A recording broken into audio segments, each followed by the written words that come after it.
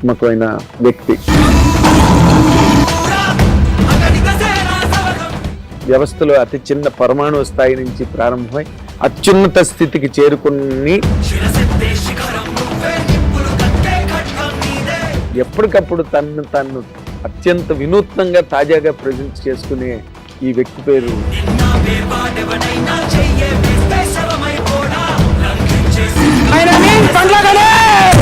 మీరు అసలు సినిమా నిర్మాణం అన్నదానికి మీరు ఎందుకు దూరంగా ఉన్నారు? దూరంగా లేనన్నా అనుకోకుండా దూరం జరిగింది.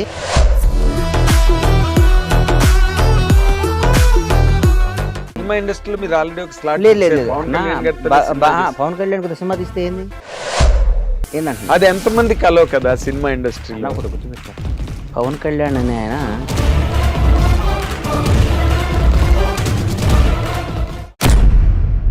ఇప్పుడు పిల్లలు సక్సెస్ అవని వాళ్ళ గురించి మీరు మాట్లాడుతున్నారు.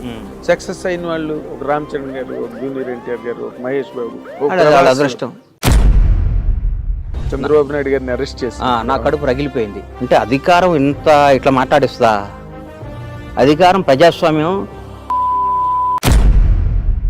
జనం గెలిపించిన వీళ్ళు మేమే రాజులో ఉన్న ఫీలింగ్ ఇస్తారని వాడు ఓడిపోయిన వాడిని, కష్టాల్లో ఉన్న వాళ్ళని నువ్వు ఎదవ్వి, నువ్వు దొంగవి, నువ్వు అది ఇది వాడు పవర్ లేనప్పుడు పొరం తీసేసిన పావుని ఏ అంటే ఎట్లా?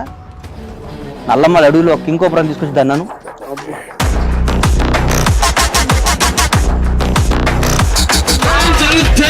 జై జనసేన, జై జనసేన,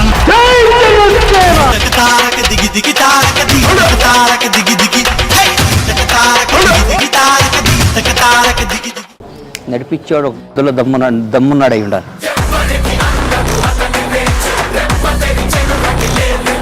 పవన్ కళ్యాణ్ గారు నాకు ఇక అంతకంటే అల్టిమేట్ ఇవ్వలేడు. ఆయన జనసేన పార్టీ పెట్టినప్పుడు నాకేమాత్రం మనస్సాక్షి నేను క్వశ్చన్ చేసుకుంటే నేను ఎవరి దగ్గర పనిచేయాలన్నా, ఎవరితో జరగాలి నిజం చెప్పు. పవన్ కళ్యాణ్ గారు కదా, అన్డౌటెడ్ కదా, దాంట్లో డౌట్ ఇంకేమైనా ఉందా? డౌట్ తేడా ఉందా? ఏం లేదు. నేను ఎందుకు వెళ్ళలేదంటే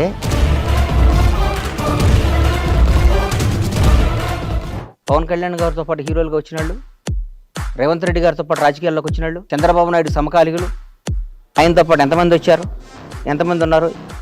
ఎవరయ్యారు? పవన్ కళ్యాణ్ అయ్యాడు. చిరంజీవి గారు తమ్ముడు అయ్యాడంటే ఎట్లా? పవన్ కళ్యాణ్ చిరంజీవి గారిని కూడా తలదన్నే స్థాయికి వెళ్ళాడు. నిజంగా మాట్లాడుకోవాలంటే అంటే నేను మనస్పాటి నాకు అని కాదు. ఇప్పుడు